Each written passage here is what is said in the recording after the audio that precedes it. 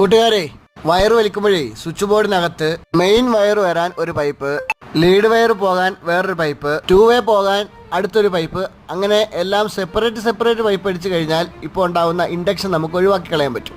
അതുകൊണ്ട് നമ്മൾ പൈപ്പ് അടിക്കുമ്പോൾ, വയർ വലിക്കുമ്പോഴല്ല, പൈപ്പ് അടിക്കുമ്പോൾ ശ്രദ്ധിച്ചു കഴിഞ്ഞാൽ ബാക്കി ലേസി ആയിരിക്കും.